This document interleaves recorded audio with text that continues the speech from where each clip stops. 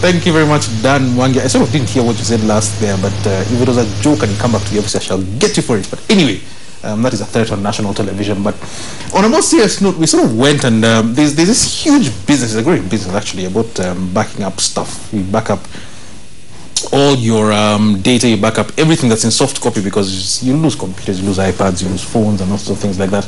So everyone has realized, both from a personal and from a professional point of view, that if you don't have backups of your data, I mean, you know how bad it is when you lose a phone and you sort of lose 200 phone numbers and what it feels like, and trying to rebuild that data. So it's a growing business, not just globally, but here in Kenya. So there's a company that's come in to the business and said, what we want to do is back up files and then help you to back up. So we've got someone coming here to discuss that. Then I told her, she said, no, you know, people have to see this on Twitter. I said, yeah, do you remember to tell people to watch it, I mean, to look at this thing? Do you tweet about it? She says, no. So she wants to get up and go back, and you've got 5 seconds to come on air. So I made her sit down. I sort of have to sit there till 2 o'clock.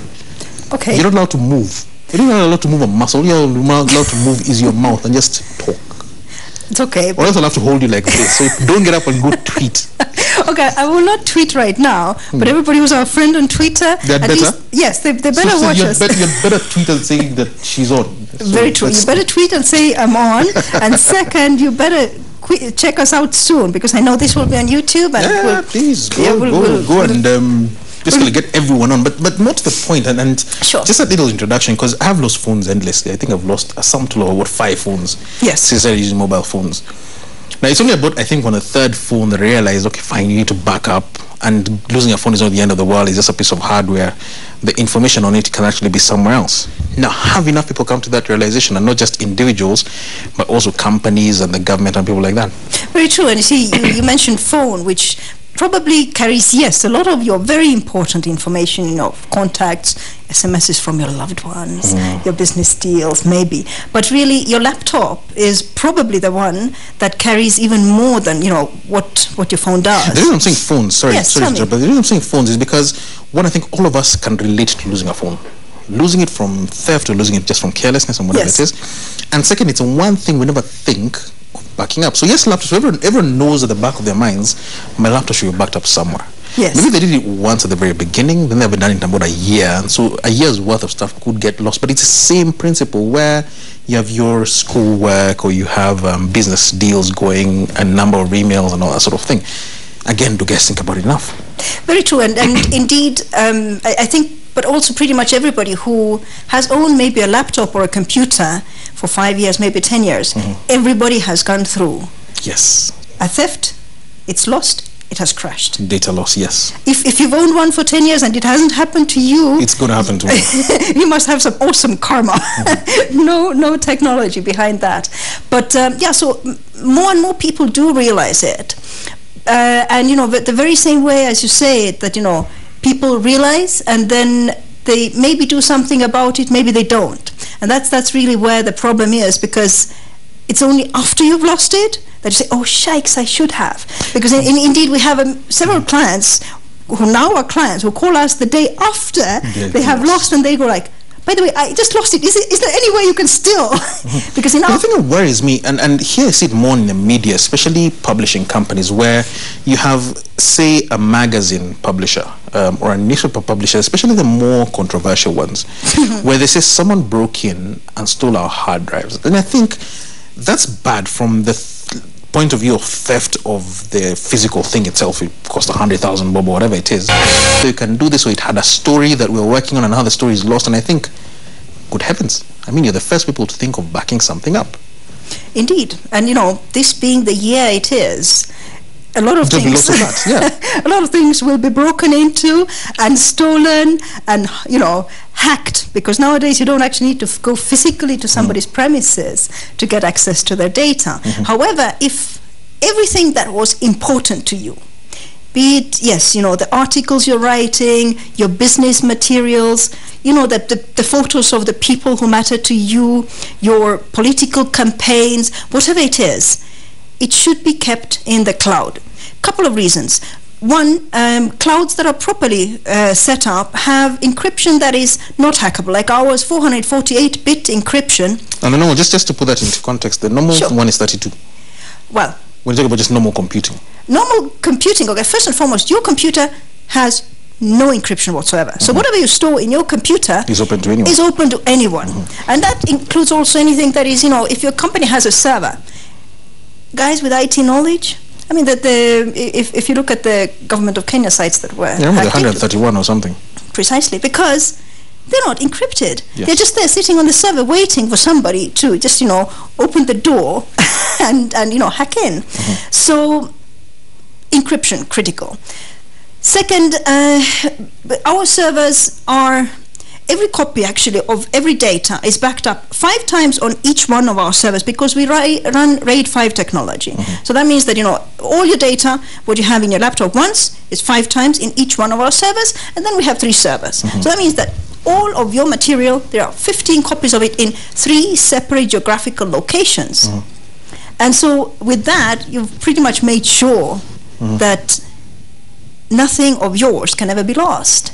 And it can't be hacked into, because when the data is transmitted, it's already encrypted and it's over a secure circuit license, making sure nobody can hack into or tap into the line. WikiLeaks situation won't happen. But let me ask you, and again, some of this seem to be very obvious question. I know as soon as I sort of check out Twitter after this, or even Facebook, a lot of people say you are asking the obvious stuff. These are especially IT guys, because the other one people tend to forget to do is you have a backup. Nowadays hard disks are cheap enough. You even buy a 1 terabyte rather hard disk for what, 10,000-15,000 shillings. Yes. And yes, you'll do your backup, and yes, you'll back up daily faithfully, but yet you'll keep it the same place you keep your laptop. True. And you see, hence, and again, you won't have 15 copies on that. So it is as likely to be stolen, destroyed, or crash as any of the rest of your hardware. Because, the same systems that we run on our servers, we have constant analysis on the condition on all our hard disks, and we replace every week. We replace hard disks so that nothing crashes. But here's a fear, though. We are sitting here, like, you're right, 2012 is going to be a crucial year in very many respects. Yes. Right? So I'd suspect that maybe some of your clients would be, say, political parties. Right? You don't lose your membership rolls, you don't lose your the manifesto you're working on and all that stuff. So I say, fine, I'm going to come to a company, I'm going to come to Fileitafrica and say, please let me become a customer so you can back up my stuff. But my one big fear will be that here's my membership lists, here's my party manifesto, here's the secrets of my electoral campaign, which someone else is in charge of. You're sitting there, how sure am I? You're not going to give it to my competition. Or because we're not in charge of it. Our customers are fully and entirely in charge of their data. But it sits somewhere, so someone must have access to it. Okay. The only way to access a customer's data is with the customer's username and the customer's password, which we don't have. The customer sets up their password, they set up their username. So we don't have access to that. Data in our servers is encrypted. The only key to unlock the 448-bit encryption is the username and password, which we only, on our database we see our customers' usernames, but we don't have any access to the passwords. We can't reset the password, we can't change the password. All that is entirely with the client. That's actually dangerous, because people tend to forget passwords. Well, as a customer, you can change your password. Oh, I see. Yeah, you can change it. If you forget it, there is a whole process of how you need to go through making sure that it is changed in a secure manner. You can change it, but we can't. Then the second question becomes, and I remember this is one having with one of your colleagues. I met her last year, and we had this entire conversation because something struck me that what you're telling me, number one, is there's backup here physically in Kenya, but some of it happens in the EU. I think it was Ireland or somewhere. And what tends to happen, you read these stories every so often in the international media where governments come and say they need access to your data. It's either data that is suspected to have been used in a crime, or it's data that's supposed to be open to government sources. And therefore the question then becomes, I can understand me sitting here who does all my business in Kenya, the Kenyan government coming and saying, want access to this data. Now we'll fight, but hey, they're my government, so that's all well and good. But the Irish government, or whatever government of the physical place the server sits, will come and say this is in our jurisdiction because it physically sits in our country, so give us access to that data. All right. One of the things, by the way, what makes, I think, our customers feel more secure is that our data storage, yes, 2 of them are within European Union, 1 is in US. And particularly European Union has very good data protection laws. Even against themselves? Well, they protect the owners of the data. Whoever owns any form of data has a lot of rights, and the infringement of, or demand for information that doesn't belong to the government or to any individual or whatever it is, they can't demand for it.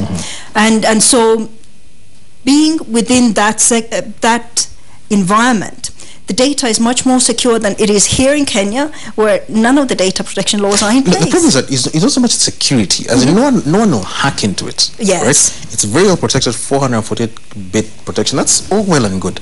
Jolly good. But in fact, forget the EU, because the US, I remember even reading an article last week about the US demanding access to stuff. I mean, the US has it arrogates itself the responsibility of even breaking into your suitcase. Okay, they say that if you're traveling through the US, they can open your suitcase anytime.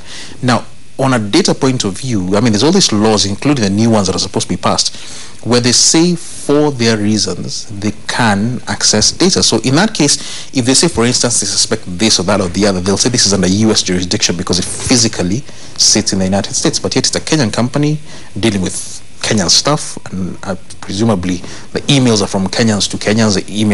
The data refers to Kenyan stuff, but because physically it sits in the US, they'll say we have access to this. No, certainly they don't. In our case, only our customers have access to their data, unless there are, unless Interpol, for example, demands access and they need to give their adequate reasons. So the physical governments cannot do it? No. They don't have rights to anything because of physical government? No, certainly not. Certainly not. In terms of then the mindset of the customers, like again, we're coming back to, companies, a Nation Media Group, I'd assume we back up. I'll go down to the fourth floor and ask the IT guys, I have no idea. But your government, because government has got tons and tons of records, I'd assume, say, birth certificate records, land records, and things like those, which are now being digitized. But again, you might think they might digitize them and then just keep one copy and things burn down. Actually, mentioning that, I think Kenya government is taking its steps towards becoming digital in many ways. In my view, it's probably not enough. It's not quite to the extent that it could call itself fully an e-government, because in countries where the e-government is actually in place, for example, if I have once presented my birth certificate to the government has no right to ask for it again. It must find its own archives. In any case, it actually issued the birth certificate. It did indeed. And you see, but if it needs to pass first through the owner of the birth certificate, who then presents it back to the government and says, here it is. And after that, the government has no right to ask for it. The same with, driving license, things like that. I mean, if it was a full e-government setup, when a policeman pulls you up, it will not ask you for your driving license based on your vehicle registration. It knows who owns the car, and it already knows you. So very spooky. Well, but you see, that's the only way to actually operate in an environment that takes full advantage of the technology that is there. Full e-government means that the police has full access to criminal records, not public, but records that pertain to their work. And you as an individual would have access to all public records. And the programs that run that say who own Kenya, they would be irrelevant if there was a full e-government, because that's public record. But there's this dystopian fear of, and you've seen it in novels, you've even heard it sometimes even in real life, where people say that because your life is so it's so electronic, the records of your birth, records of your, say, your school life, your business life, your marriage, all that stuff, it's all electronic, which means that with anyone who has a pretty good IT brain can alter that. So you've had all these stories of people having no identities. You come and say you can do this. So you go and present even a credit card and you're told this is not you. And they say, hey, listen, it's me. Look at me.